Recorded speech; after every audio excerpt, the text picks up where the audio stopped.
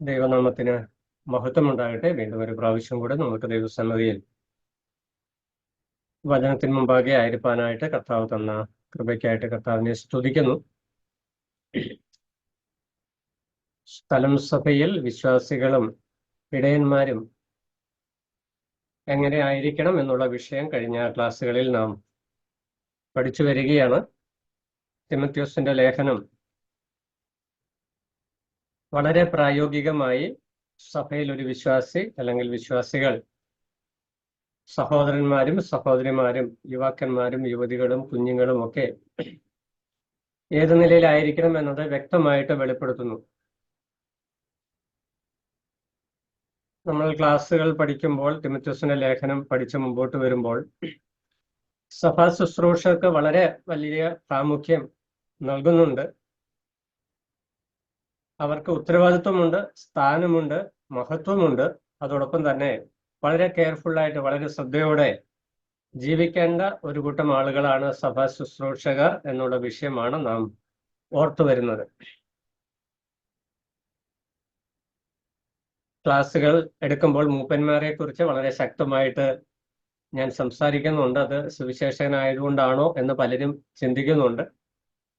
അങ്ങനെയല്ല. ദൈവവചനത്തിൽ ഇടയ ശുശ്രൂഷ, സഭാപരിപാലനത്തോടുള്ള ബന്ധത്തിൽ ഏറ്റവും പ്രാധാന്യം അർഹിക്കുന്ന ഒരു സ്ഥാനീയ ശുശ്രൂഷയാണ് മൂപ്പൻ സ്ഥാനം അല്ലെങ്കിൽ ഇടയ ശുശ്രൂഷ എന്ന് പറയുന്നത്.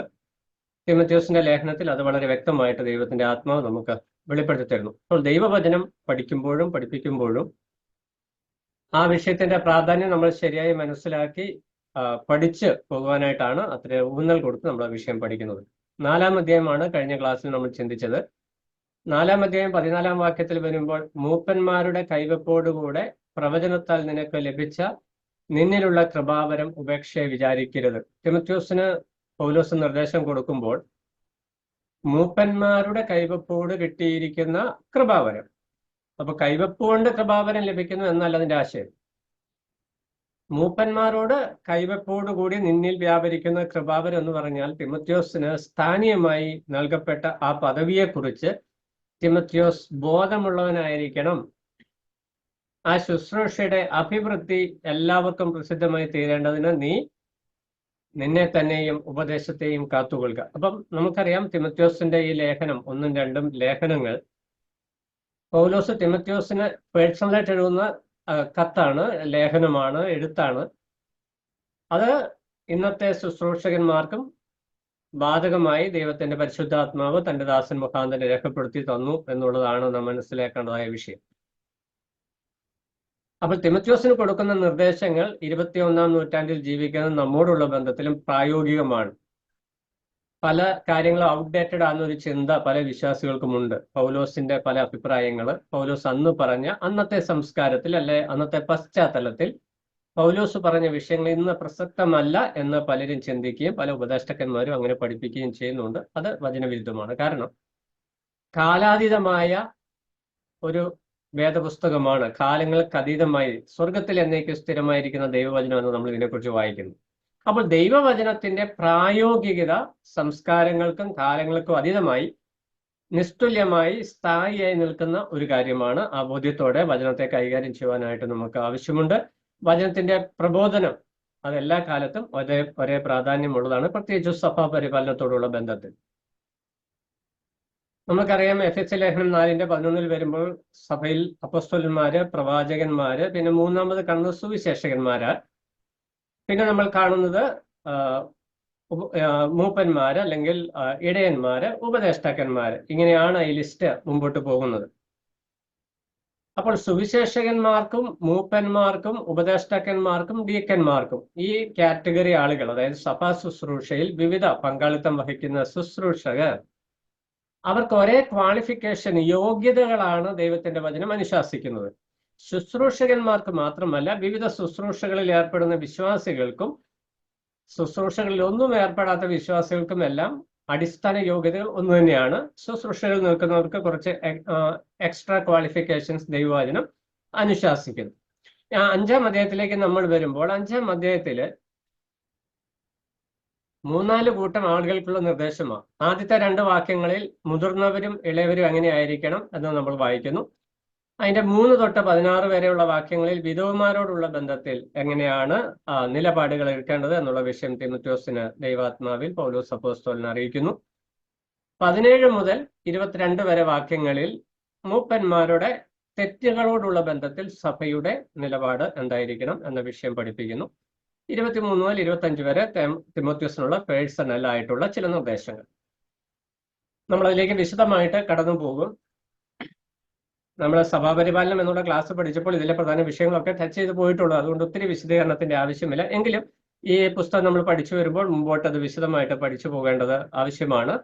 1-ാം വാക്യത്തിൽ നമ്മൾ വായിക്കുന്നത്, മൂത്തവനെ ഭർസിക്കാതെ അപ്പനെ പോലെയും ഇളയവരെ സഹോദരന്മാരെ പോലെയും കാണണം.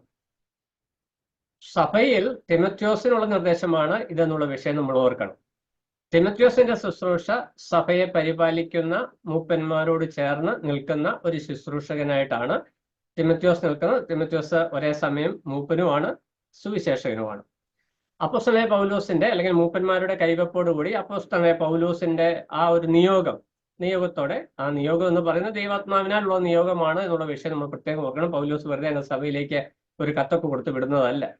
തിമോഥെയോസിനെ കുറിച്ചുള്ള ദൈവത്തിന്റെ നിയോഗം പൗലോസ് അപ്പോസ്തലൻ മുഖാന്തരം കൊടുത്തുവിടുമ്പോൾ തിമോഥെയോസിനോട് പറയുന്ന വിഷയം, നമ്മൾ പഠിക്കുന്ന വിഷയം സഭാ പരിപാലനം എന്നുള്ള വിഷയമാണ്. സഭയിൽ ഉപദേശം, ശാസന, സർജനം, ഇതാണ് പരിപാലനത്തിലെ പ്രധാന വിഷയം. അതിനകത്ത് പ്രബോധനം, അതിനകത്ത് ആശ്വാസവും കാര്യങ്ങളൊക്കെ നമ്മൾ ആ വിഷയങ്ങളൊക്കെ ഓൾറെഡി കവർ ചെയ്ത വിഷയങ്ങളാണ്. ഇവിടെ ഓരോ കൂട്ടം ആളുകളോടും ഈ ശിക്ഷണം അല്ലെങ്കിൽ സഭയെ പരിപാലിക്കുന്നതിനോടുള്ള ബന്ധത്തിൽ എപ്രകാരം ഇടപെടണം എന്നതാണ് തിമോഥെയോസിന് പൗലോസ് നൽകുന്ന നിർദ്ദേശം. അവിടെ നമ്മൾ വായിക്കുന്നത്, മൂത്തവനെ ഭർസിക്കാതെ അപ്പനെ പോലെ, അതായത് മുതിർന്നവരെ ബഹുമാനത്തോടെ ഇടപെടുക. കുറച്ച് ലളിതമായിട്ട് പറഞ്ഞ, പ്രായത്തിൽ മുതിർന്നവരോട് ആദരവോടെ സംസാരിക്കുവാൻ, പെരുമാറുവാൻ ഒരു ശുശ്രൂഷകൻ എപ്പോഴും ശ്രദ്ധിക്കണം. രണ്ട് കൂട്ടരെ കുറിച്ചും പറയുന്നുണ്ട്. സഹോദരന്മാരെ കുറിച്ച്, സഹോദരിമാർ, അത് പ്രത്യേകം എടുത്ത് ദൈവത്തിന്റെ ആത്മാവ് പറയുമ്പോൾ അതിന് അത്ര പ്രാധാന്യമുണ്ട് എന്നുള്ള വിഷയം നമ്മൾ ഓർക്കണം. മൂത്ത പുരുഷന്മാരെ അപ്പനെ പോലെ കാണണം, മൂത്ത സ്ത്രീകളെ അമ്മയെ പോലെ കാണണം. അവരോട് ഇടപെടുമ്പോൾ, സംസാരിക്കുമ്പോൾ ആദരവോടെ സംസാരിക്കണം എന്നുള്ള വിഷയം തിമോഥെയോസിനെ പൗലോസ് ഓർപ്പിക്കുന്നു. കാരണം എന്താ? 4-ാം അധ്യായത്തിൽ പറഞ്ഞ, നിന്റെ യൗവനം ആരും തുച്ഛീകരിക്കരുത്. നമുക്കറിയാം, ഒരു പ്രായത്തിൽ കുറഞ്ഞ ഒരു വ്യക്തി വന്നിട്ട് മുതിർന്ന ഒരാളെ മിസ്റ്റർ എന്നോ അല്ലെങ്കിൽ പേര് പറഞ്ഞോ സംബോധന ചെയ്താൽ, പല കൾച്ചറിൽ അങ്ങനെ ചെയ്യുന്നുണ്ട്. എന്നാൽ സ്വാഭാവികമായും നമുക്കുള്ളിൽ ഉണ്ടാകുന്ന ഒരു ചിന്ത, ഇതെന്താണ്? പേര് വിളിക്കുന്ന വലിയ പാപമാണെന്ന് നമുക്ക് പറയാൻ പറ്റില്ല, പക്ഷെ റെസ്പെക്ട് നഷ്ടപ്പെട്ടു. ചിലർ റെസ്പെക്റ്റോടെ പേര് വിളിക്കാറുണ്ട് എന്ന് നമുക്കറിയാം. അത് എങ്ങനെയാണ് എന്നുള്ളത് ആ വ്യക്തിയുടെ വാക്കിന്റെ ശൈലി, അതെങ്ങനെ ഉപയോഗിക്കുന്നു, രണ്ട്, അത് എക്സ്പ്രസ് ചെയ്യുന്ന വിധം എങ്ങനെയാണ്, ഇതൊക്കെയാണ് അത് വെളിപ്പെടുത്തുന്നത്. ഇപ്പോൾ ഒരു പ്രായമുള്ള ഒരു മനുഷ്യൻ, ഒരു സഹോദരൻ, ഒരു വിശ്വാസി തെറ്റ് ചെയ്താൽ, ഈ യുവാവായിരിക്കുന്ന തിമോഥെയോസ് ആ വ്യക്തിയെ ശാസിക്കുമ്പോൾ സ്വന്തം അപ്പന്റെ ജീവിതത്തിൽ ഒരു തെറ്റ് വന്നിട്ട് അതിനോട് മകൻ എന്നുള്ള നിലയിൽ എങ്ങനെയാണ് താൻ പ്രതികരിക്കുക എന്ന മനോഭാവം ഉണ്ടാകണമെന്നാണ് ഏറ്റവും ലളിതമായിട്ട് പൗലോസ് അപ്പോസ്തലനിലൂടെ ദൈവാത്മാവ് തിമോഥെയോസിനെ ഓർപ്പിക്കുന്ന വിഷയം. ഇന്ന് പലപ്പോഴും നമ്മുടെ സഭകളിൽ നമുക്ക് കാണാൻ അല്ലെങ്കിൽ അന്യം വന്നുകൊണ്ടിരിക്കുന്ന ഒരു വിഷയമാണ് ഈ ബഹുമാനം എന്നുള്ള വിഷയം. മറ്റുള്ളവരെ ബഹുമാനിക്കുവാൻ പലപ്പോഴും നമ്മൾക്ക് സാധിക്കുന്നില്ല. നമ്മളത് മറന്നുപോയി. നമ്മുടെ കൾച്ചറാണോ, നമ്മുടെ സംസ്കാരം, അത് അവിടുന്ന് ഇതൊക്കെ ഇമ്പോർട്ട് ചെയ്ത് യോഗ്യമല്ലാത്തത് എന്തൊക്കെയുണ്ടോ അതെല്ലാം നമ്മളിങ്ങനെ അബ്സോർവ് ചെയ്ത് ദൈവസഭയ്ക്കുള്ളിൽ കൊണ്ടുവന്ന് യോഗ്യമായതെല്ലാം അന്യം നിന്ന് പോയൊരു കാലത്ത് നമ്മളായിരിക്കണം. എന്നാൽ തിമോഥെയോസിനോട് പൗലോസ് വ്യക്തമായിട്ട് പറയുകയാണ്, പ്രായത്തിൽ മുതിർന്നവരെ നീ ഉപദേശിക്കുമ്പോൾ, നീ ശാസിക്കുമ്പോൾ, നീ ആദരവോടുകൂടി അവരോട് സംസാരിക്കണം. നമ്മൾ 2 തിമോഥെയോസ് 4:2 വരുമ്പോൾ അവിടെ എടുത്തു പറയുന്ന ഒരു പ്രയോഗമുണ്ട്. 2 തിമോഥെയോസ് 4:2 അതിന്റെ അവസാന ഭാഗം, സകല ദീർഘക്ഷമയോടും ഉപദേശത്തോടും കൂടെ ശാസിക്കാം. അപ്പോൾ ദീർഘക്ഷമയോടെ ശാസിക്കുക. എന്താ ദീർഘക്ഷമയോടെ ശാസിക്കുക എന്ന് പറഞ്ഞാൽ? ഒരു വിശ്വാസിയുടെ ജീവിതത്തിൽ തെറ്റ് വന്നു കഴിഞ്ഞാൽ ഉടനടി നടപടി, അത് നമ്മുടെ രീതി. അതൊക്കെ ആളും തന്നെ നോക്കിയാ കേട്ടോ. ഇച്ചിരി പിടിപാടുള്ള ആളൊക്കെ ആണെങ്കിൽ എത്ര തെറ്റിൽ അകപ്പെട്ടു പോയാലും ഒരു നടപടി ഉണ്ടാകത്തില്ല. ഒരു സാധു വിശ്വാസിയാണെങ്കിൽ ഉടനടി നടപടി.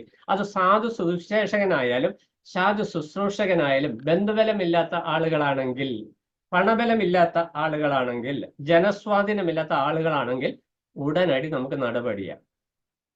എന്നാൽ കുറച്ച് കുടുംബ സ്വാധീനവും സഭയ്ക്കുള്ളിൽ, സ്ഥലം സഭയിൽ കുടുംബ സ്വാധീനവും പണസ്വാധീനവും ഒക്കെ ഉണ്ടെങ്കിൽ ദുർനടപ്പിൽ അകപ്പെട്ടാൽ പോലും ഒരു മൂപ്പനും കൈപോലും അനക്കത്തില്ല, അറിഞ്ഞ ഭാവം പോലും പലരും നടിക്കത്തില്ല.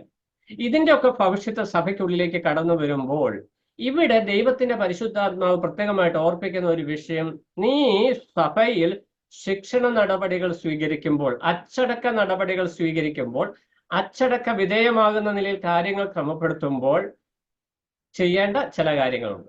അതിൽ ഏറ്റവും പ്രധാനപ്പെട്ട ഒരു വിഷയമാണ് ദീർഘക്ഷമയോടെ നീ ശാസിക്കുക. എന്താ ദീർഘക്ഷമയോടെ ശാസിക്കുക എന്ന് പറഞ്ഞാൽ? ക്ഷമിക്കുക എന്ന് പറഞ്ഞാൽ ഒരു പ്രാവശ്യം, ദീർഘമായി ക്ഷമിക്കുക എന്ന് പറഞ്ഞാൽ ഒന്നിലധികം പ്രാവശ്യം ക്ഷമിക്കേണ്ടതായിട്ട് വരും. എന്ന് പറഞ്ഞാൽ ഒരു വ്യക്തി തന്റെ ജീവിതത്തിൽ തെറ്റ് പറ്റിക്കഴിഞ്ഞാൽ അദ്ദേഹത്തെ തെറ്റ് ബോധ്യപ്പെടുത്തുന്ന ഒരു സിസ്റ്റം, ഒരു സംവിധാനം, അതിനൊരു ക്രമീകരണം ദൈവത്തിന്റെ വചനത്തിലുണ്ട്. പേഴ്സണലായിട്ട് സംസാരിക്കണം, പല പ്രാവശ്യം സംസാരിക്കണം. ഈ പല പ്രാവശ്യം സംസാരിക്കുക, ബോധ്യപ്പെടുത്തുക എന്നതിന്റെ ഒരു ഒറ്റ വാക്കാണ് ദീർഘക്ഷമ എന്ന് പറയുന്നത്. ഒരു വ്യക്തി ഒരു തെറ്റിൽ അകപ്പെട്ടു എന്നുള്ള ഒരു ബോധ്യം സഭയെ പരിപാലിക്കുന്ന വ്യക്തിക്ക് ഉണ്ടായിക്കഴിഞ്ഞാൽ, അത് പ്രായത്തിൽ മുതിർന്ന വ്യക്തിയാണെങ്കിൽ ആ വ്യക്തിയോട് സ്നേഹത്തോടും ആദരവോടും കൂടെ പാപത്തെ ബോധം വിട്ടു. അത് മുതിർന്ന വ്യക്തി ആയതുകൊണ്ട് അദ്ദേഹത്തിന് ഇഷ്ടമുള്ള പോലെ ജീവിച്ചു കൊള്ളാൻ ദൈവസഭയിൽ അടിസ്ഥാനമില്ല, അതിന് പ്രമാണമില്ല. എത്ര മുതിർന്ന വ്യക്തിയായാലും ഒരു വിശ്വാസിക്ക് യോഗ്യമല്ലാത്ത ഒരു കാര്യം ഒരു വിശ്വാസിയുടെ ജീവിതത്തിൽ സംഭവിച്ചാൽ ആ വ്യക്തിയെ തിരുത്തേണ്ടത് സഭാ ശുശ്രൂഷകന്റെ ഉത്തരവാദിത്വമാണ്. അത് മൂപ്പന്മാർക്കുമുണ്ട്, സുവിശേഷകന്മാർക്കുമുണ്ട്, ഉപദേഷ്ടകന്മാർക്കുമുണ്ട്. ഇന്നത്തെ ഏറ്റവും വലിയ പ്രശ്നം വിശ്വാസികൾ ഇവരെയൊക്കെ തിരുത്തേണ്ട ഒരു കാലഘട്ടത്തിൽ നമ്മളായിരിക്കുന്നത്. അതുപോലെ ആയിപ്പോയി കാര്യങ്ങൾ. അപ്പോൾ ഇവിടെ ദൈവത്തിന്റെ ആത്മാവ് നീ ദീർഘക്ഷമയോടുകൂടി എന്ന് പറഞ്ഞാൽ ഒരു വിശ്വാസിക്ക് അവന്റെ തെറ്റിനെ കുറിച്ച് ബോധം വരുത്തുമ്പോൾ നിന്റെ മനസ്സിൽ ദീർഘമായി ക്ഷമിക്കുവാനായിട്ടുള്ള ഒരു മനോഭാവം ഉണ്ടാകണം. ഒരു പ്രാവശ്യം പറഞ്ഞു, അദ്ദേഹം തിരുത്തിയില്ല. 2 പ്രാവശ്യം പറഞ്ഞു, തിരുത്തിയില്ല. 3 പ്രാവശ്യം പറയണം, 4 പ്രാവശ്യം പറയണം, പല പ്രാവശ്യം പറയണം. അവന് പാപത്തെക്കുറിച്ച് ബോധം വരുത്തുന്ന ഒരു അനുഭവം ഉണ്ടാകും. ദീർഘക്ഷമയോടെ എന്ന് പറഞ്ഞാൽ ക്ഷമിക്കുവാനുള്ള ഒരു മനോഭാവത്തോടെ വേണം സഭാ ശുശ്രൂഷകൻ വിശ്വാസിയുടെ തെറ്റിനോട് സമീപിക്കുവാൻ. ഇന്നത്തെ നമ്മുടെ പശ്ചാത്തലമൊക്കെ നമ്മളൊന്ന് ചിന്തിക്കും. ഞാൻ മുമ്പേ പറഞ്ഞോളൂ, നമ്മൾ ആണും തരവും നോക്കിയാണ് ശിക്ഷണവും ക്ഷമയൊക്കെ നമ്മൾ സ്വീകരിക്കുന്നത്. അതുകൊണ്ട് എന്ത് സംഭവിക്കുന്നു? ഈ സ്വാധീനമുള്ള വ്യക്തികൾ കാരണം ദൈവനാമ സഭയ്ക്കുള്ളിൽ ഓരോ സ്ഥലം സഭയിലും ദൂഷിക്കപ്പെട്ടു പോവുക. ഈ പാവം പിടിച്ച വിശ്വാസികൾ ചെറിയൊരു മിസ്റ്റേക്കിന്റെ പേരിൽ പോലും ഞെരുക്കപ്പെട്ട് താൻ വിശ്വാസ ജീവിതത്തിൽ വലഞ്ഞു പോയി. ഇത് രണ്ടും ദൈവ പ്രമാണത്തിന്, വചന പ്രമാണത്തിന് പുറത്തുള്ള കാര്യങ്ങളാണ്. അതിന്റെ ഭവിഷ്യത്തായി ഇന്നത്തെ സ്ഥലം സഭകൾ അനുഭവിക്കുന്ന വിഷയം. നമ്മുടെയൊക്കെ സ്ഥലം സഭയിൽ, നാം ഒക്കെ ഉൾപ്പെട്ട് നിൽക്കുന്ന സ്ഥലം സഭയിൽ നമുക്ക് നോക്കിയാൽ ഈ വിഷയം കാണുവാനായിട്ട് കഴിയും. ഈ വിഷയം പഠിക്കുമ്പോൾ നമ്മുടെ ഹൃദയത്തെ ഭരിക്കേണ്ടതായ വിഷയം, ദൈവം എനിക്ക് സഭാപരിപാലനത്തിൽ മൂപ്പനായിട്ടോ സുവിശേഷകനായിട്ടോ ഉപദേഷ്ടാവായിട്ടോ ഡീക്കനായിട്ടോ അല്ലെങ്കിൽ സഭയിൽ കാര്യങ്ങൾ തീരുമാനിക്കുവാന്ന ഒരു സ്വാധീന ഗ്രൂപ്പ് ഉണ്ടല്ലോ എപ്പോഴും. നമ്മളതിനെ ബിസിനസ് മീറ്റിംഗ് അല്ലെങ്കിൽ ബിസിനസ് കമ്മിറ്റി അല്ലെങ്കിൽ ഓരോ കമ്മിറ്റികളൊക്കെ ഉണ്ട്. അപ്പോൾ അങ്ങനെ സഭയെ നിയന്ത്രിക്കുന്ന അല്ലെങ്കിൽ നേതൃത്വം കൊടുക്കുന്ന ഒരു സംവിധാനത്തിൽ ഉൾപ്പെട്ട വ്യക്തിയാണ് നമ്മൾ എങ്കിൽ സഭയുടെ ആത്മീക ക്ഷേമമായിരിക്കണം വിശ്വാസികളുടെ അല്ലെങ്കിൽ അത്തരം വ്യക്തികളുടെ ദർശനം എന്നുള്ളത് ദൈവത്തിന്റെ ആത്മാവ് ഓർക്കുന്നത്. ക്ഷമിക്കുവാനുള്ള മനോഭാവം അടിസ്ഥാനപരമായിട്ട് ഉണ്ടാകണം. ഇത് എവിടെയാലും ഉണ്ടാകുന്ന പരിശുദ്ധാത്മ നിയോഗമുള്ള വ്യക്തികൾക്ക് മാത്രമേ ഈ ക്ഷമിക്കാനുള്ള മനോഭാവം ഉണ്ടാവുള്ളൂ. ഇന്ന് പലരും ഈ മൂർഖന്മാരുടെ സ്വഭാവമാണ്, ആഞ്ഞു കുത്തിക്കളയും. വിശ്വാസികളോട് യാതൊരു കരുണയും കാണിക്കാതെ ക്രൂരമായി ഇടപെടുന്ന ആളുകളാണ് പല ഇടയന്മാരും, പല ശുശ്രൂഷകന്മാരും. കാരണം ഈ ദൈവാത്മ നിയോഗം, നിയന്ത്രണം, നിറവ് ഈ വിഷയങ്ങളുള്ള ഒരു വ്യക്തിക്ക് മാത്രമേ ഒരു സഹോദരനോട് അവന്റെ തെറ്റ് ക്ഷമിക്കുവാൻ, കരുണ കാണിക്കുവാൻ, ദീർഘക്ഷമ കാണിക്കുവാനായിട്ട് സാധിക്കുകയുള്ളൂ. അപ്പോൾ ഇവിടെ പ്രായത്തിൽ മുതിർന്ന ഒരു വിശ്വാസി, ഒരു വിശ്വാസിനി, ഒരു സഹോദരൻ അല്ലെ സഹോദരി തെറ്റ് ചെയ്തെങ്കിൽ തിമോത്തിയോസേ, നീ അവരോട് ഇടപെടുമ്പോൾ ബഹുമാനത്തോടെ, നീ അവിടുത്തെ ശുശ്രൂഷകനാണ്, മൂപ്പനാണ്, സുവിശേഷകനാണ്. പക്ഷെ ആ സഹോദരനോ സഹോദരിയോ നിന്നേക്കാൾ പ്രായം കൂടിയ വ്യക്തിയാണെങ്കിൽ നിന്റെ അപ്പനോടും അമ്മയോടും സംസാരിക്കുന്ന ബഹുമാനത്തോടെ നീ സംസാരിക്കണം. ഇത് പൗലോസ് പറയുമ്പോൾ അന്ന് അപ്പനെയും അമ്മയും ബഹുമാനിക്കുന്ന ഒരു തലമുറയിൽ നിന്നുകൊണ്ടാണ് സംസാരിക്കുന്നത്. ഇന്നത്തെ തലമുറയിൽ അത് അന്യം നിന്ന് പോയിരിക്കുക. 13 വയസ്സ് കഴിഞ്ഞാൽ പിന്നെ അപ്പനും വേണ്ട അമ്മയും വേണ്ട, സ്വതന്ത്രരാണ്. ഈ വെസ്റ്റേൺ കൾച്ചർ നമ്മുടെ രാജ്യത്തും വന്ന് എല്ലായിടത്തും ഉണ്ട്. ഒരു 13 വയസ്സ് കഴിഞ്ഞാൽ പിന്നെ അപ്പനും അമ്മയ്ക്കും ഒന്നും അറിയത്തില്ല, അപ്പന്റെ അമ്മയിൽ നിന്ന് ഞങ്ങൾ സ്വതന്ത്രരാണ്, വി ആർ ഇൻഡിപെൻഡന്റ്. അങ്ങനെ ഒരു സിസ്റ്റം വന്നതുകൊണ്ട് നമ്മുടെ തലമുറകളൊക്കെ എല്ലാം സ്വതന്ത്രരുടെ അവസ്ഥയിലേക്ക് പോയി എന്ന് പറഞ്ഞാൽ വഴിവിട്ട അവസ്ഥയിലേക്ക് പോവുകയാണ്. അത്രയും വർഷമായി പോയെന്നല്ല ഞാൻ ഉദ്ദേശിക്കുക. എന്ന് പറഞ്ഞാൽ ഈ ക്രമക്കേടുകൾ സംഭവിച്ചുകൊണ്ടിരിക്കുക. അപ്പന്റെയും അമ്മയുടെയും നിയന്ത്രണത്തിൽ അപ്പനെയും അമ്മയും ബഹുമാനിച്ച് മുന്നോട്ട് ജീവിക്കുവാൻ വചനം വ്യവസ്ഥ ചെയ്യുമ്പോൾ സംസ്കാരത്തിന്റെ പേരിൽ, ആധുനികതയുടെ പേരിൽ സിസ്റ്റത്തെ മാറ്റിയാൽ അത് വലിയ ഭവിഷ്യത്ത് വരും. ഇത് സഭയ്ക്കുള്ളിലും സംഭവിക്കുന്നു. കുടുംബത്തിലുള്ള സിസ്റ്റത്തിന്റെ വ്യത്യാസം സഭയ്ക്കുള്ളിലും വരുന്നു. ഇവിടെ പറയുന്ന അപ്പനെയും അമ്മയും ബഹുമാനിക്കുന്നത് പോലെ നീ മുതിർന്ന സഹോദരന്മാരെ, സഹോദരിമാരെ സ്നേഹിക്കണം, ബഹുമാനിക്കണം. അവരിൽ ഒരു തെറ്റ് പറ്റുമ്പോൾ അവരോട് സംസാരിക്കുന്നത് ചട്ടമ്പികൾ സംസാരിക്കുന്ന പോലെയാണ്. ഈ കുഞ്ഞു പിള്ളേരോട് നമ്മൾ സംസാരിക്കുന്ന പോലെ ആകുവാനായിട്ട് പാടില്ല. വളരെ സ്നേഹം ഉണ്ടാകണം, ബഹുമാനം ഉണ്ടാകണം, അതേസമയത്ത് അവർക്ക് ആ തെറ്റ് ചൂണ്ടിക്കാണിക്കുകയും ചെയ്യണം. ഇതിന് വളരെ കൃപ ആവശ്യമാണ്. അതുകൊണ്ടാണ് തിമോഥെയോസ് നിന്നിലുള്ള മൂപ്പന്മാരുടെ കൈവപ്പോടുകൂടെ നിന്നിലുള്ള കൃപാവരത്തിന്റെ പ്രാധാന്യം നീ മനസ്സിലാക്കണം എന്ന് പറഞ്ഞാൽ ദൈവ നിയോഗത്തിന്റെ പ്രാധാന്യം നമ്മൾ മനസ്സിലാക്കണം എന്ന ദൈവത്തിന്റെ ആത്മാവ്. അത് സുവിശേഷന്മാരുടെ ഉത്തരവാദിത്വമാണ്. സുവിശേഷന്മാർക്കുണ്ട് ഉത്തരവാദിത്വം, മൂപ്പന്മാർക്കുണ്ട്, ടീച്ചേഴ്സിനുണ്ട്, ഡീക്കന്മാർക്കുണ്ട്. ഇവർക്കൊക്കെ ഈ നിയോഗത്തിന്റെ ഉത്തരവാദിത്വ ബോധം ഉണ്ടായിരിക്കേണ്ടത് ആവശ്യമാണ്. ഇനി അവിടെ രണ്ടാമതായിട്ട് എടുത്ത് പറയുന്ന വിഷയം നമ്മൾ വായിക്കുന്നത് യൂദയുടെ ലേഖനം 22-ാം വാക്യത്തിൽ വരുമ്പോൾ കരുണയോടെ, തെറ്റിലകപ്പെട്ടവനോട് കരുണയോടെ ഇടപെടണം. അപ്പൊ ആദ്യം നമ്മൾ വായിച്ച വിഷയം ദീർഘക്ഷമയോടെ അവനെ ശാസിക്കണം. യൂദ 22-ൽ പറയുന്നത് അവനോട് കരുണയോടുകൂടി ഇടപെടണം എന്ന് പറഞ്ഞാൽ ഈ മനസ്സലിവ്, കരുണ എന്നൊക്കെ പറഞ്ഞൊരു കാര്യം നമ്മളറിയാം. നമ്മളെല്ലാവരും ജഡത്തിന്റെ ബലഹീനതയെ കുറിച്ച് പറയുന്നവരാ. ഈ ബലഹീന ജഡത്തിന് തെറ്റിലകപ്പെടാനുള്ള സാധ്യതയുണ്ട് എന്നുള്ള യാഥാർത്ഥ്യം മനസ്സിലാക്കി ഒരിക്കൽ തെറ്റിലകപ്പെട്ടാൽ ആ വിശ്വാസിയോട് സ്നേഹത്തോടെ ആ വിഷയം ബോധ്യപ്പെടുത്തുവാനായിട്ട് ദൈവത്തിന്റെ ആത്മാവ് നമ്മളെ നിയോഗിക്കുന്നു. അല്ലെങ്കിൽ അതാണ് ദൈവത്തിന്റെ ആത്മാവിന്റെ നിർദ്ദേശം എന്ന് പറയുന്നത്. അപ്പൊ നമ്മുടെ ഒരു കൂട്ടു സഹോദരൻ, നമ്മൾ മൂപ്പനോ വിശ്വാസിയോ മറ്റേ ഉപദേഷ്ടമൊന്നും അല്ലെങ്കിലും ഒരു സാധാ വിശ്വാസിയാണെങ്കിൽ പോലും കൂട്ടു സഹോദരൻ ഒരു വിശ്വാസിക്ക് യോഗ്യമല്ലാത്ത ഒരു കാര്യം ചെയ്യുന്നത് കണ്ടാൽ സ്നേഹത്തിൽ സകല ബഹുമാനത്തോടുകൂടെ ആ സഹോദരനോട്, സഹോദരി ഈ ചെയ്ത പ്രവൃത്തി ദൈവ മകൻ, മകൾ എന്നുള്ള നിലയിൽ യോഗ്യമല്ല എന്ന് സ്നേഹത്തിൽ പറയാനുള്ള ഉത്തരവാദിത്വം നമുക്കുണ്ട്. ഇത് അന്യോന്യം ചെയ്യേണ്ട ഒരു വിഷയമാണ്. സഭാ ശുശ്രൂഷകർക്ക് പ്രത്യേകമായിട്ട് ദൈവം ഉത്തരവാദിത്തങ്ങൾ സെപ്പറേറ്റ് ആയിട്ട് കൊടുക്കുന്നു. ഇനി അതിന്റെ 2-ാം വാക്യത്തിലേക്ക് വരുമ്പോൾ ഇളയ സ്ത്രീകളെ പൂർണ്ണ നിർമ്മലതയോടെ സഹോദരികളെ പോലെയും പ്രബോധിപ്പിക്കുക. ഇത് വളരെ പ്രാധാന്യമുള്ള ഒരു വിഷയമായിട്ടാണ് തിമോഥെയോസിന് ദൈവത്തിന്റെ ആത്മാവ് ഉദ്ബോധിപ്പിക്കുന്ന വിഷയം. സ്ത്രീകളെ ശാസിക്കേണ്ട ആവശ്യം വന്നാൽ, സ്ത്രീകളുമായിട്ട് ഇടപെടേണ്ട ആവശ്യം വന്നാൽ, ചിലപ്പോൾ കൗൺസിലിംഗ് ആയിരിക്കാം, ചിലപ്പോൾ അവർ പ്രതിസന്ധിയിലകപ്പെട്ടിരിക്കാം. പ്രായത്തിൽ ഇളയ സ്ത്രീകളാണെങ്കിൽ, പ്രത്യേകിച്ച് യുവതികളോടാണ് ഇടപെടുന്നതെങ്കിൽ ശുശ്രൂഷകന്മാർ, അത് മൂപ്പന്മാരും ഉപദേഷ്ടക്കന്മാരും സുവിശേഷകന്മാരും വളരെ ശ്രദ്ധയോടെ വേണം ചെയ്യുവാനെന്ന് ദൈവത്തിന്റെ ആത്മാവ് ഓർപ്പിക്കുക. ആ അശ്രദ്ധ ഇന്ന് പല രംഗങ്ങളിലും പല പ്രശ്നങ്ങളും ഉണ്ടാക്കുന്നുണ്ട്. ആ വിഷയം അവിടെ നിൽക്കട്ടെ. ഇവിടെ ദൈവത്തിന്റെ ആത്മാവ് ഓർപ്പിക്കുന്ന വിഷയം വളരെ ജാഗ്രതയോടെ നീ അത് ചെയ്യണം. എന്താ? സഹോദരിമാരോട് എന്നതുപോലെ നിർമ്മല, പൂർണ്ണ നിർമ്മലത എന്ന് പറഞ്ഞാൽ മലിനത കടന്നു വരാതെ നിന്റെ ഹൃദയത്തെ തന്നെത്താൻ സൂക്ഷിക്കണം. അപ്പൊ അതിന്റെ മേലത്തെ ഭാഗം നിന്നെ തന്നെയും ഉപദേശത്തെയും സൂക്ഷിക്കുക എന്ന് തിമോഥെയോസിനോട് പറഞ്ഞതിന്റെ പ്രധാന വിഷയം, നിന്റെ യൗവനപ്രായത്തിൽ നീ യൗവനക്കാരോട് ഇടപെടുമ്പോൾ യൗവനക്കാർക്കുള്ള എല്ലാ പ്രശ്നങ്ങളും സ്വാഭാവികമായും തിമോഥെയോസ് നിനക്കും ഉണ്ടാകും. എന്നാൽ ഇളയ സഹോദരിമാരോട് നീ ഇടപെടുമ്പോൾ, ഇളയ സഹോദരന്മാരോട് നീ ഇടപെടുമ്പോൾ നിന്റെ നിർമ്മലത വെളിപ്പെടണം. സാക്ഷ്യക്കേടുണ്ടാകരുത് എന്നതിന്റെ ഏറ്റവും ലളിതമായ ആശയം. വളരെ ശ്രദ്ധയോടെ ചെയ്യേണ്ട ഒരു വിഷയം, പ്രത്യേകിച്ച് ശുശ്രൂഷകന്മാർ ചെയ്യേണ്ടതായിരിക്കുന്ന ഒരു വിഷയം. ഈ 2-3 കൂട്ടം ആളുകൾ, അതായത് നമ്മുടെ മുതിർന്ന സഹോദരന്മാരും മുതിർന്ന സഹോദരിമാരും ഇളയ സഹോദരന്മാരും ഇളയ സഹോദരിമാരും ഇവരോട് ഇടപെടുമ്പോൾ അവരുടെ പ്രായത്തിനൊത്ത്, അവരുടെ അവസ്ഥയ്ക്കൊത്ത് വളരെ ശ്രദ്ധയോടെ, പരിജ്ഞാനത്തോടെ, കൃപയോടെ ഇടപെടുവാനായിട്ട് ആവശ്യമുണ്ട്. സ്ഥലം സഭ അനുഗ്രഹമായിട്ട് പോകണമെങ്കിൽ ഈ ജാഗ്രതാ നിർദ്ദേശങ്ങൾ നമ്മുടെ ജീവിതത്തിൽ നമ്മൾ പാലിക്കേണ്ടത് ആവശ്യമാണ്.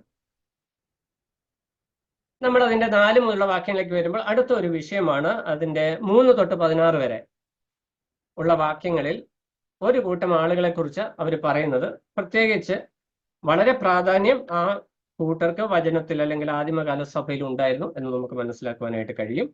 3 മുതൽ 16 വരെയുള്ള വാക്യങ്ങളിൽ സ്ഥലം സഭകളിലെ വിധവമാരായ സഹോദരിമാരെ കുറിച്ചുള്ള നിർദ്ദേശങ്ങളാണ് തിമോഥെയോസിന് അവിടെ നൽകുന്നത്. അപ്പോൾ ഇന്നത്തെ നമ്മുടെ സഭകളിലും വിധവമാരുണ്ട്, അതൊരു യാഥാർത്ഥ്യമാണ്. വിധവമാരെന്ന് പറഞ്ഞാൽ ഭർത്താക്കന്മാർ മരിച്ചുപോയ സ്ത്രീകളെയാണ് വിധവമാരെന്ന് പറയുന്നത്. അപ്പോൾ ഈ വിധവമാരെ കുറിച്ച് സഭയ്ക്കൊരു കരുതൽ ഉണ്ടാകണം എന്നതാണ് ഈ വാക്യത്തിലെ പ്രബോധനം. നമുക്കറിയാം, സഭ ആരംഭിച്ച കാലത്ത് തന്നെ വിധവമാര് അനേകരുണ്ടായിരുന്നു. ഭർത്താവ് മരിച്ചുപോയവരുണ്ട്.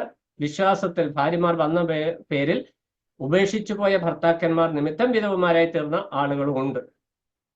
ഇത് ഈ കാലത്തുമുള്ള വിഷയമാണ്. ഇങ്ങനെ സഭയിൽ വരുന്ന വിധവകൾ അല്ലെങ്കിൽ ഭർത്താവില്ലാത്ത ഏകാഗിയായി വന്നിരിക്കുന്ന സഹോദരിമാരെ കുറിച്ച് ദൈവത്തിന് ഒരു കരുതലുണ്ട് എന്നതാണ് ഈ വേദഭാഗം, ഈ 13 വാക്യങ്ങളിൽ വെളിപ്പെടുന്ന വിഷയം. ഒരു സ്ഥലം സഭയ്ക്ക് സഭയിലെ വിധവമാരായ സഹോദരിമാരെ കുറിച്ച് ഒരു കരുതലുണ്ടാകണം. ദൈവം അത് ആഗ്രഹിക്കുന്നു. നമ്മൾ അപ്പോസ്തല പ്രവൃത്തി 6-ാം അധ്യായത്തിൽ വരുമ്പോൾ സഭ ആരംഭിച്ച കാലത്ത് തന്നെ ജാതികളിൽ നിന്ന് രക്ഷിക്കപ്പെട്ട് വേർപെട്ട് വന്നവരിൽ ഒത്തിരി പേര് വിധവമാരുണ്ടായിരുന്നു. അവർക്ക് വേണ്ടി ഒരു സ്പെഷ്യൽ കെയർ തന്നെ, ഒരു കെയറിങ് സിസ്റ്റം തന്നെ അവിടെ സഭയിൽ ഉണ്ടായിരുന്നു. അവിടെയാണ് നമ്മൾ സ്തേഫാനോസിനെയൊക്കെ കാണുന്നത്. അതിന്റെ വിശദീകരണത്തിലേക്ക് പോകുന്നില്ല. അവിടെ പ്രശ്നമുണ്ടായി. പക്ഷപാതം കാണിക്കുന്നു എന്ന് പറഞ്ഞാൽ മുഖപക്ഷങ്ങൾ, യഹൂദ വിധവമാർക്ക് സ്പെഷ്യൽ ചിക്കൻ കറി കൊടുക്കുന്നു, ഞങ്ങൾക്ക് ഒരു കഷ്ണം കുറച്ചാത്തത്, പരാതികളുടെ ഒരു പ്രവാഹം അവിടെ ഉണ്ടായി.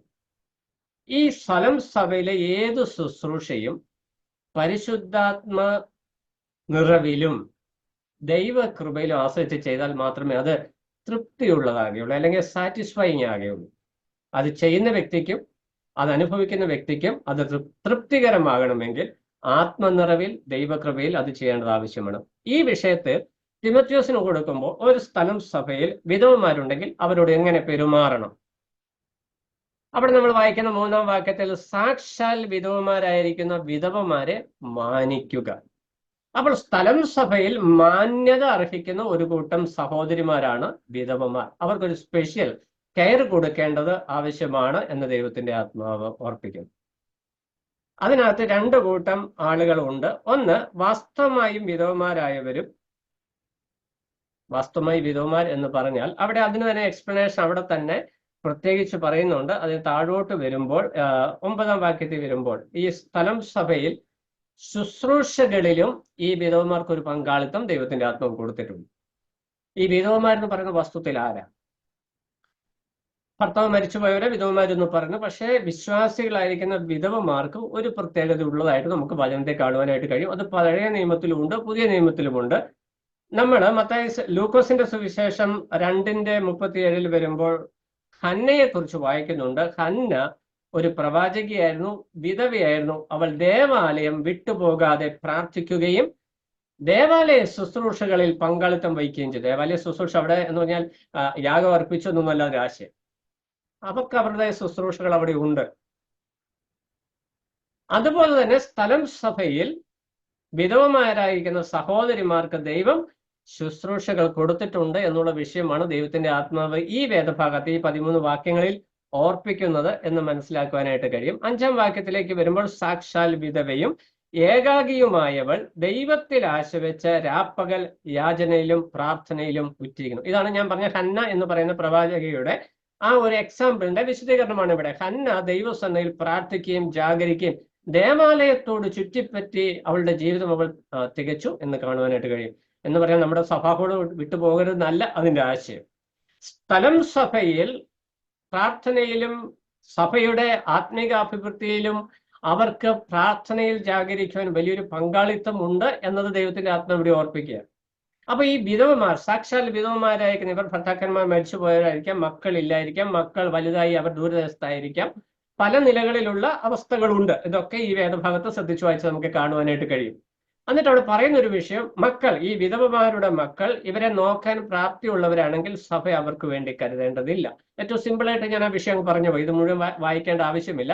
വിധവമാർ അല്ലെങ്കിൽ കുടുംബാംഗങ്ങൾ, ഒരു വിധവയുടെ മക്കൾ അല്ലെ കൊച്ചുമക്കൾ അല്ലെങ്കിൽ അടുത്ത ബന്ധുക്കൾ ആരെങ്കിലും ഈ വിധവയുടെ ഭൗമിക ആവശ്യങ്ങൾ നിറവേറ്റുവാനായിട്ട് അവസരം ഉള്ളവർ അല്ലെങ്കിൽ അതിനുള്ള പ്രാപ്തി ഉള്ളവരാണെങ്കിൽ ഈ വിധവയെ സഭ കരുതേണ്ട ആവശ്യമില്ല. ഏറ്റവും ലളിതമായ ആശയ. അല്ലാത്തവരെ സഭ കരുതണം എന്ന് തന്നെയാണ് ഇവിടുത്തെ. സാക്ഷാൽ വിധവമാരായവരെ കരുതുവാനായിട്ടുള്ള ഒരു ഉത്തരവാദിത്വം സഭയ്ക്കുണ്ട്. പ്രത്യേകിച്ച് നമ്മൾ അതിന്റെ അവസാന ഭാഗത്തേക്ക് വരുമ്പോൾ സഭയ്ക്ക് ഭാരം വരരുത് എന്ന് പൗലോസ് അപ്പോസ്തലനോട് ദൈവാത്മാവ് പ്രത്യേകിച്ച് അഭിഷേകം ഓർപ്പിക്കുന്നുണ്ട്. അപ്പൊ വിധവമാരെ എല്ലാവരെയും സഭ സാമ്പത്തികമായിട്ട് കരുതണം എന്നല്ല അതിന്റെ ആശയം.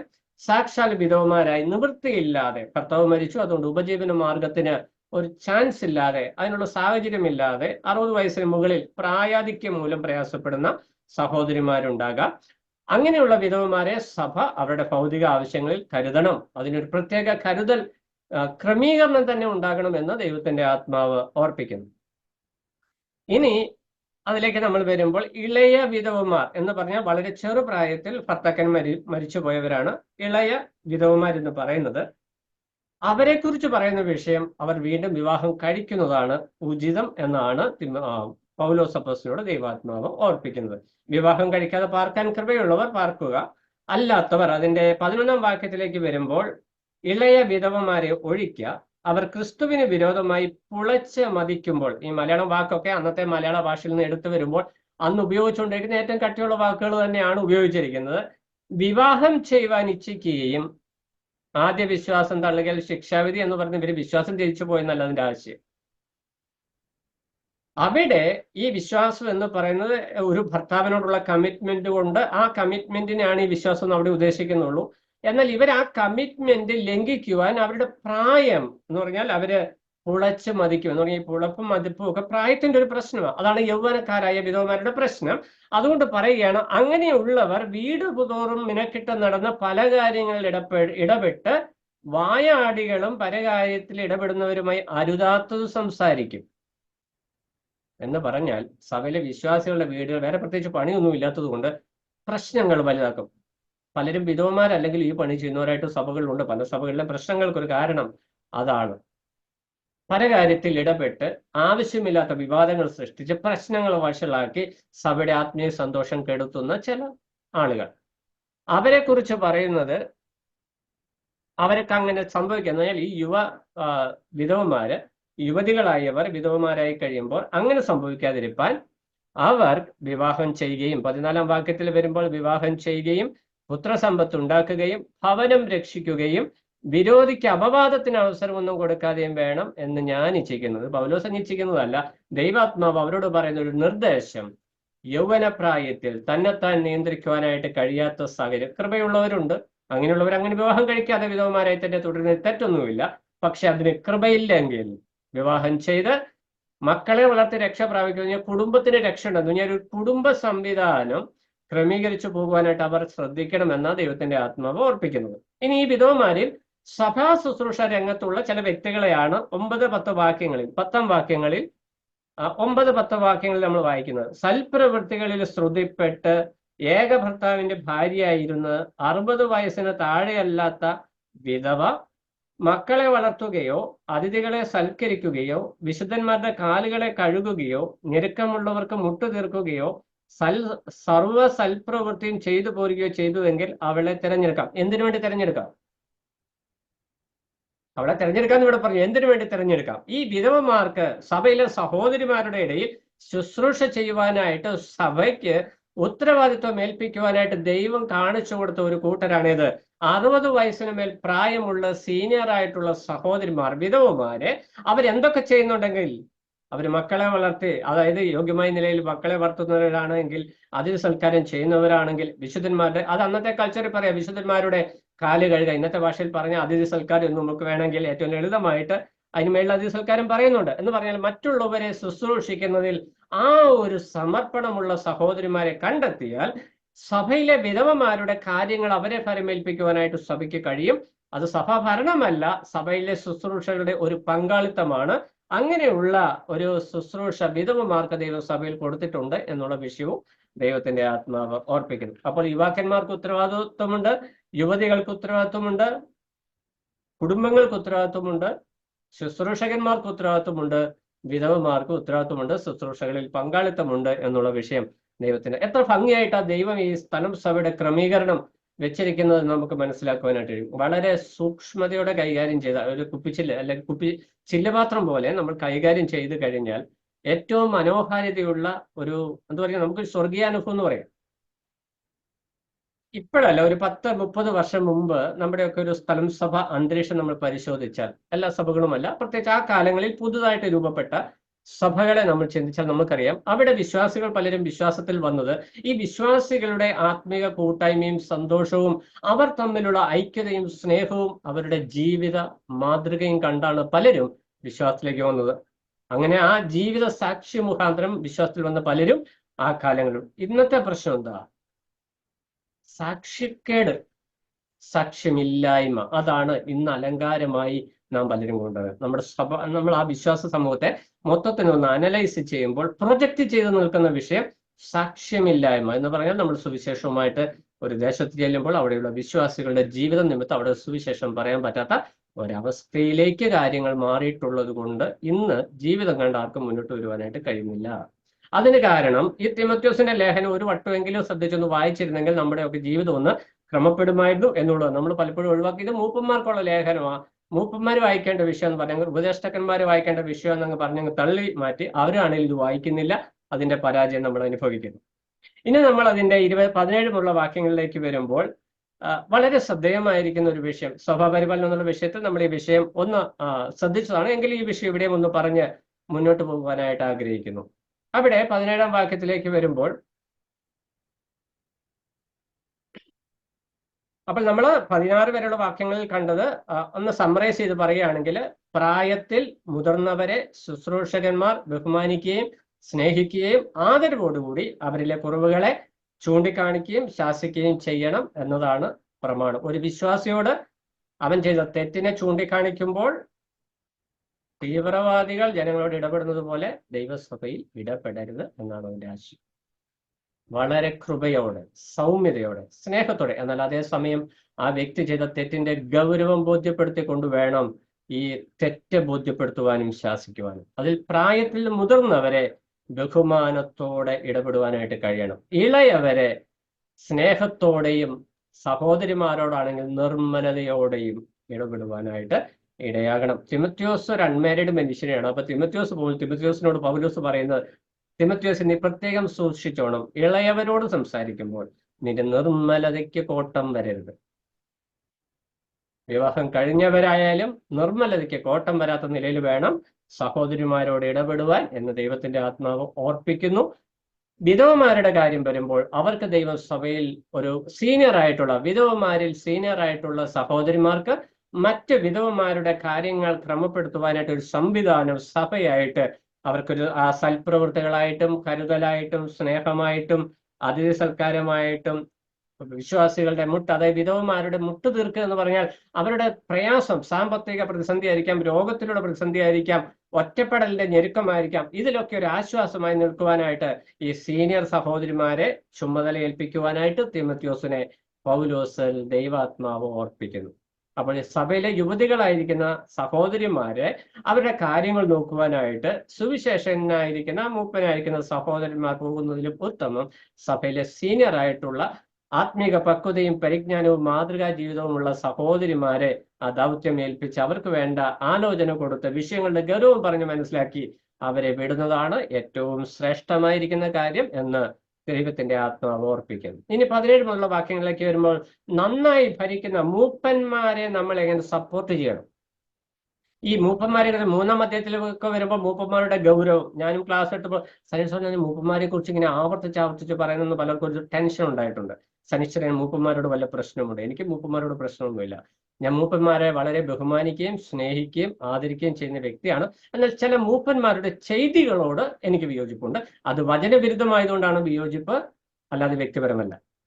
ദൈവസഭയിൽ ദൈവം മൂപ്പന്മാരെ ആക്കി വെച്ചിരിക്കുന്നത് സഭയുടെ ക്ഷേമത്തിനും ഐശ്വര്യത്തിനും വളർച്ചയ്ക്കും വേണ്ടിയാണ്. അതിന് വിഘാതമായിട്ട് പ്രവർത്തിക്കുന്ന മൂപ്പന്മാർ ദൈവാത്മ നിയോഗിതരാണ് എന്ന് ഞാൻ ചിന്തിക്കുന്നില്ല. മൂപ്പന്മാർക്ക് തെറ്റുപറ്റാം. ഒരു വ്യക്തി ചിലപ്പോൾ എടുക്കുന്ന തീരുമാനം തെറ്റിപ്പോയി, പക്ഷെ അദ്ദേഹം ഈ വിശ്വാസികൾക്ക് ദോഷം വരുന്ന തീരുമാനം മാത്രമേ കൈക്കൊള്ളുന്നുവെങ്കിൽ അദ്ദേഹം ദൈവനിയോഗിതനാണ് എന്ന് അംഗീകരിക്കുവാനായിട്ട് ദൈവവചനപ്രകാരം എനിക്ക് ബുദ്ധിമുട്ടുണ്ട്. അതുകൊണ്ട് അങ്ങനെയുള്ള വിഷയങ്ങൾ സംസാരിക്കാൻ കുറച്ച് ഷാർപ്പായിട്ട് സംസാരിക്കാറുണ്ട്. എന്നാൽ അതേ സമയത്ത് അവരെ ഏറ്റവും സ്നേഹിക്കുകയും ബഹുമാനിക്കുകയും ചെയ്യുന്ന ഒരു വ്യക്തിയാണ് ഞാൻ എന്ന കാര്യവും ഓർപ്പിക്കുന്നു. വളരെ ദൈവകൃപയിൽ സഭയ്ക്ക് വേണ്ടി സ്വന്തം ആ ടൈം മുഴുവൻ ഇൻവെസ്റ്റ് ചെയ്യുന്ന അനേകം മൂപ്പന്മാരെ എനിക്കറിയാം. അവരൊക്കെ ഞാൻ സ്നേഹിക്കുന്ന വ്യക്തി, ആദരിക്കുന്ന വ്യക്തിയാണ്.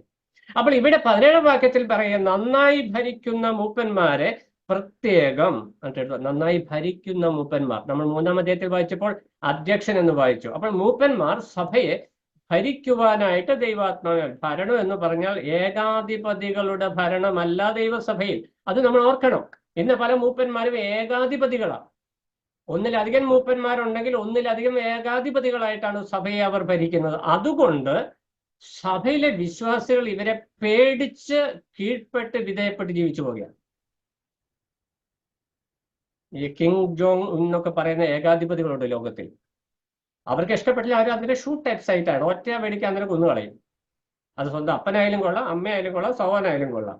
പല മൂപ്പന്മാരും ഇന്ന് അങ്ങനെയാണ്. അങ്ങനെ ഒരു ഏകാധിപത്യ സംവിധാനമല്ല ദൈവസഭയുടെ ഭരണം. ഇവിടെ പറയുകയാണ് നന്നായി ഭരിക്കുന്ന. എന്തുകൊണ്ടാണ് നന്നായി എന്നുള്ള ആഡ്ജക്റ്റീവ് അവിടെ ചേർത്തത്? സഭയെ എങ്ങനെയും ഭരിക്കാനുള്ളതല്ല, സഭയെ നന്നായി ഭരിക്കണം. ഈ നന്നായി ഭരിക്കുന്ന മൂപ്പന്മാരെ എന്ത് ചെയ്യണം? ഇരട്ടിമാനത്തിന് പ്രത്യേകം പറയണം, പ്രത്യേകം. അപ്പോൾ ഭരിക്കുന്ന മൂപ്പന്മാരുണ്ട്, അപ്പം ഒന്നിലധികം മൂപ്പന്മാർ.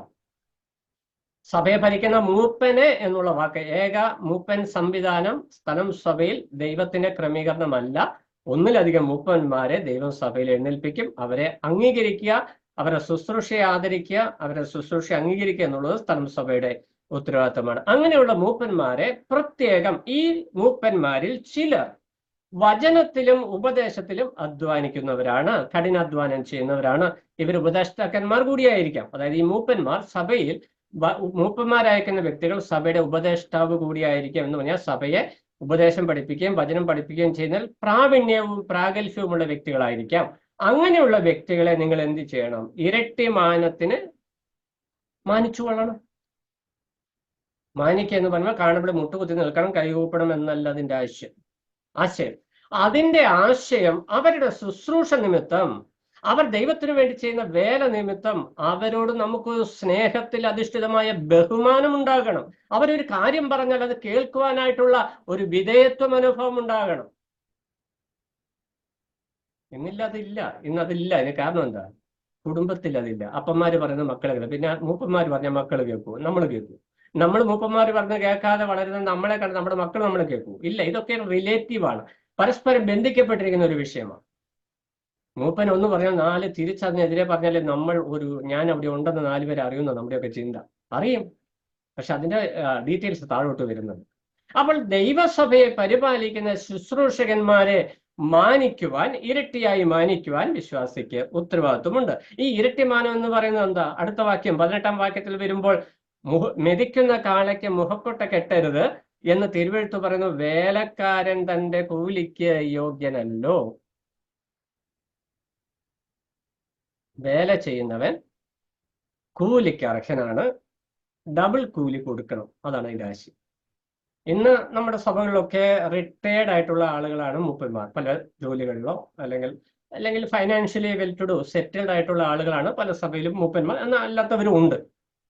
ഇവിടെ ദൈവത്തിന്റെ ആത്മാവ് ഓർപ്പിക്കുന്ന വിഷയം, സ്ഥലം സഭയിലെ മൂപ്പന്മാർ, വചന പഠിപ്പിക്കുന്നവർ, സഭയെ ഭരിക്കുന്നവരെ സഭ സാമ്പത്തികമായി കരുതുകയും ഇരട്ടിയായി മാനിക്കുകയും ചെയ്യണം എന്നാണ് വചനം പഠിപ്പിക്കുന്നത്. ഇത് അന്നത്തെ പശ്ചാത്തലത്തിൽ, അന്ന് സഭയിൽ മൂപ്പന്മാരെ ദൈവമാക്കുമ്പോൾ അവരുടെ സാമ്പത്തിക സ്ഥിതിയോ പാരമ്പര്യമോ ഒക്കെ അല്ല ആക്കിയത്. അവരിലുള്ള ദൈവകൃപയും അവരിലുള്ള ദൈവനിയോഗവും അവർക്ക് ഈ ശുശ്രൂഷയുള്ള ആ ആറ്റിറ്റ്യൂഡ്, മനോഭാവവുമാണ് ദൈവം നോക്കിയത്. അത് നോക്കിയപ്പോൾ പലരും വളരെ സാമ്പത്തികമായി പിന്നോക്കമുള്ളവരും ഉപജീവന മാർഗം നടത്തിയിരുന്നവർ ആ ഉപജീവന മാർഗത്തിന്റെ സമയം കൂടെ സഭയ്ക്ക് വേർതിരിച്ചതുകൊണ്ട് അവരുടെ ഉപജീവനത്തിന് പ്രതിസന്ധി വരാതിരിക്കാൻ ഇരട്ടി ഓഹരി കൊടുക്കുക. നമുക്കറിയാം, മെതിക്കുന്ന കാളയ്ക്ക് മുഖക്കൊട്ട കൊട്ടിയാൽ പിന്നെ അതിനൊന്നും തിന്നാൻ പറ്റില്ല. എന്നാൽ മെതിക്കുന്ന കാളയ്ക്ക് മുഖക്കൊട്ട കെട്ടാതിരുന്നാലോ ഇത് ഈ മെതിക്കുന്നതിനൊപ്പം തിന്നുകൊണ്ടുമിരിക്കും. തിന്നുമ്പോൾ എനർജി കൂടും, കൂടുതലായിട്ട് കഴിക്കും, കൂടുതലായിട്ട് മെതിക്കും. അതാണ് അതിന്റെ സിസ്റ്റം. ഇതൊരു പഴയ നിയമ സംവിധാനമാണ്. മോശയ്ക്ക് ദൈവം കൽപ്പന കൊടുക്കുമ്പോൾ കൊടുക്കുന്ന ഒരു വിഷയമാണ് മെതിക്കുന്ന കാളയ്ക്ക് മുഖക്കൊട്ട കെട്ടരുത് എന്നുള്ള വിഷയം. അപ്പോൾ പുതിയ നിയമത്തിൽ സഭയെ പരിപാലിക്കുന്ന മൂപ്പന്മാർക്ക് മുഖക്കൊട്ട കെട്ടാൻ ആരും ശ്രമിക്കരുതെന്ന് അതിന്റെ ആശയം. സഭയെ സ്വതന്ത്രമായി ഭരിക്കുവാൻ, നയിക്കുവാൻ പരിശുദ്ധാത്മ നിയോഗിതരാക്കിയ മൂപ്പന്മാരെ സ്ഥലം സഭ അനുവദിക്കണം, മറ്റ് മൂപ്പന്മാർ അനുവദിക്കണം. അതൊരു കൂട്ടുവേലയാണ്. അവരെ മാനിക്കുവാനായിട്ടുള്ള ഉത്തരവാദിത്വം നമുക്കുണ്ട്. മത്തായി 10:10 വരുമ്പോൾ വേലക്കാരൻ തന്റെ ആഹാരത്തിന് യോഗ്യം. അപ്പൊ പൂർണ്ണസമയം മൂപ്പന്മാരായിട്ട്, ഞായറാഴ്ച മൂപ്പന്മാരുടെ കാര്യമല്ലേ പറഞ്ഞു. ഞായറാഴ്ച രാവിലെ വന്ന് മുമ്പിലിരിക്കുന്ന ചില മൂപ്പന്മാരുണ്ട്, അവർ ആഴ്ചയിൽ 6 ദിവസവും അവരുടെ വഴിയിലാണ്. ഞായറാഴ്ച രാവിലെ വന്നവർ മൂപ്പന്മാരായിട്ട് പിന്നെ സഭയുമായിട്ട് യാതൊരു ബന്ധവും ആ മൂപ്പന്മാർ, അങ്ങനെയുള്ള അനേകം മൂപ്പന്മാരുണ്ട്. അവരെ കുറിച്ചല്ല പറയുന്നത്. പൂർണ്ണ സമയം വിശ്വാസികളുടെ ക്ഷേമവും സ്ഥലസഭയുടെ ആത്മീക വർധനയും ലക്ഷ്യമിട്ട് പ്രാർത്ഥനയിലും സുവിശേഷ വേലയിലും അതുപോലെ തന്നെ വിശ്വാസികളുടെ പ്രശ്നപരിഹാരത്തിൽ ഇടപെട്ട് തന്റെ സമയം മുഴുവൻ വിശ്വാസികൾക്ക് വേണ്ടി, സഭയ്ക്ക് വേണ്ടി വേർതിരിക്കുന്ന ഇടയന്മാരെ ഇരട്ടിമാനത്തിന് യോഗ്യരായിട്ട് കാണണം. അവരുടെ ഭൗതിക ആവശ്യങ്ങൾ സഭ നിറവേറ്റി കൊടുക്കണം. ഇനി ഒരു വ്യക്തി റിട്ടയർഡ് ആയി കഴിഞ്ഞപ്പോഴാണ് മൂപ്പൻ വിലയ്ക്ക് നിയോഗം കിട്ടിയതെങ്കിൽ ഞാൻ അതിനെതിരല്ല. പക്ഷെ നിയോഗിതനായിരിക്കുന്ന വ്യക്തി മൂപ്പനാണ്, ദൈവം നിയോഗിച്ചിട്ടുണ്ട് എന്ന് ബോധ്യമുണ്ടെങ്കിൽ അത് സഭയ്ക്ക് ബോധ്യപ്പെടും. എങ്ങനെ? ശുശ്രൂഷകളിലൂടെ, തന്റെ ജീവിതത്തിലൂടെ, തന്റെ ഉപദേശത്തിലൂടെ, ദൈവവചനത്തോടുള്ള തന്റെ സമർപ്പണത്തിലൂടെ ഈ കാര്യം സഭയ്ക്ക് ബോധ്യപ്പെടും. സഭ അതിന് വിധേയപ്പെടണം എന്നുള്ളതാണ് വചനത്തിന്റെ പ്രമാണം. ഇനി അതിന്റെ അർത്ഥവാക്യമാണ് പ്രധാനപ്പെട്ട വിഷയം. 19-ാം വാക്യം. 2-3 സാക്ഷികൾ മുഖേനയല്ലാതെ ഒരു മൂപ്പന്റെ നേരെ അന്യായം എടുക്കരുത്.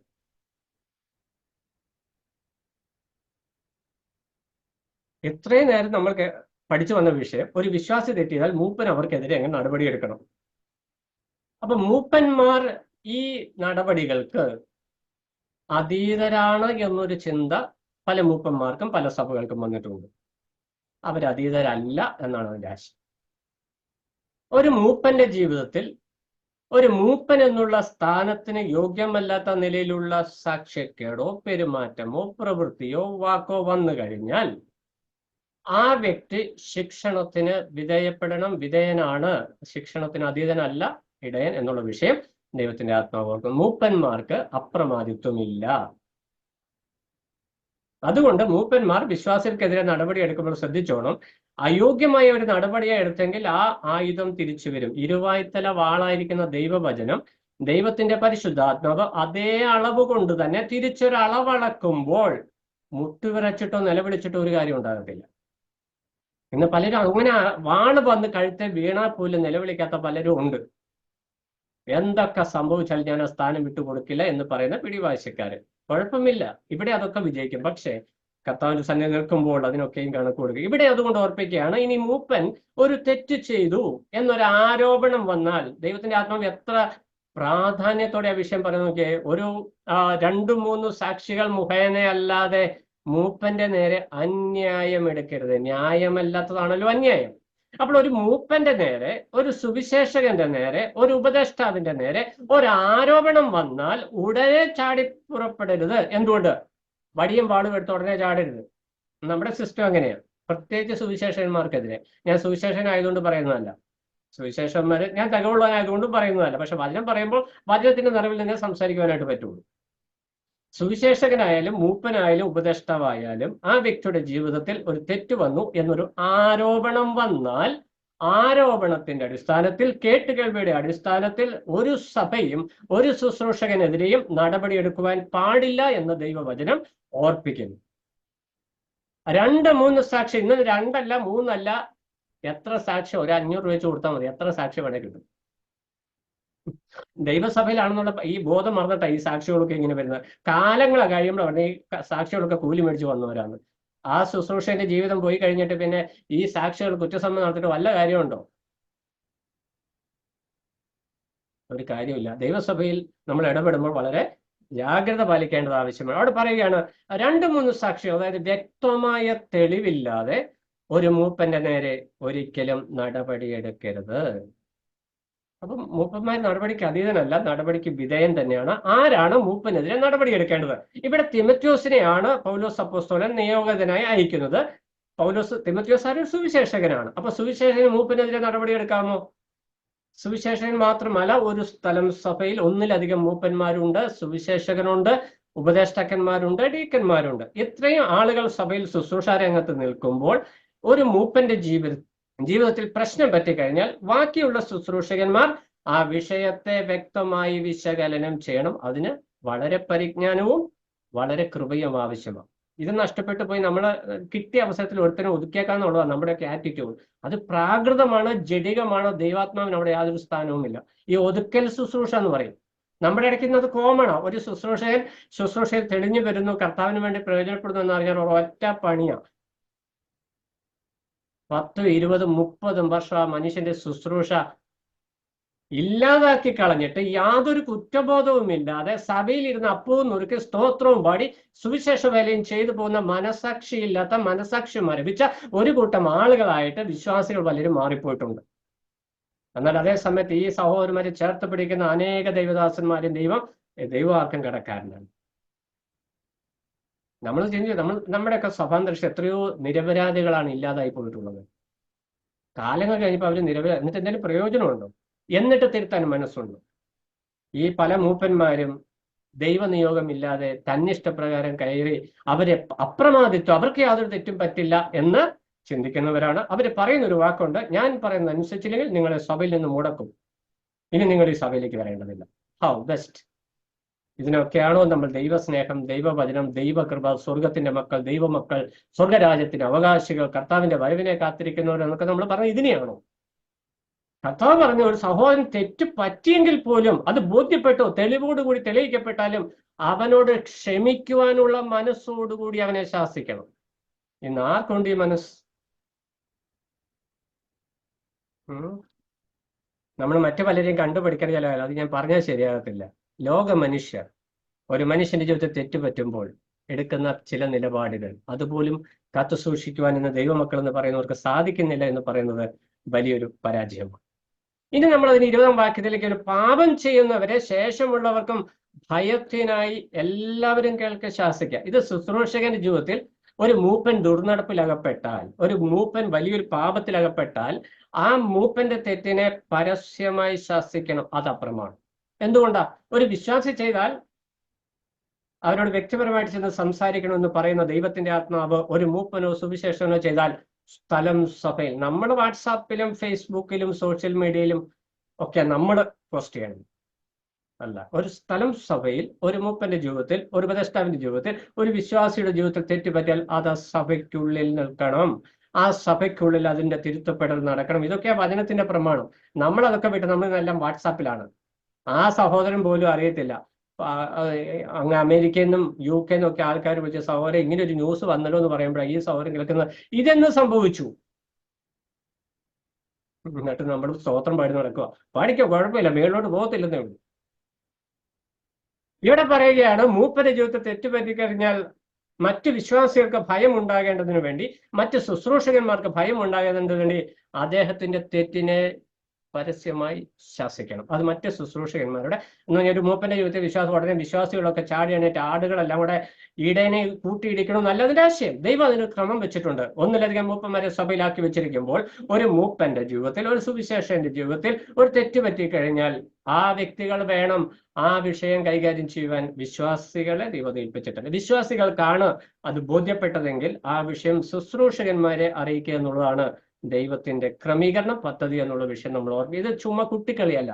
ദൈവസഭയുടെ ക്രമീകരണം കുട്ടിക്കളിയല്ല എന്നുള്ള വിഷയം നാം ഓർക്കണം. 21-ാം വാക്യത്തിൽ, നീ പക്ഷമായി ഒന്നും ചെയ്യാതെ കണ്ട് സിദ്ധാന്തം കൂടാതെ ഇവ പ്രമാണിച്ചു കൊള്ളണം എന്ന് ഞാൻ ഓർപ്പിക്കും. നീ മുഖപക്ഷം കാണിക്കരുത്. ചില മൂപ്പന്മാര് ചെയ്യുമ്പോൾ കണ്ണടച്ച് കളഞ്ഞിട്ട്, ചില മൂപ്പന്മാര് ചെയ്യുമ്പോൾ, ചില സുവിശേഷന്മാര് ചെയ്യുമ്പോൾ കണ്ണു തുറന്നു കാണിക്കുന്ന സിസ്റ്റം നിനക്ക് പാടില്ല.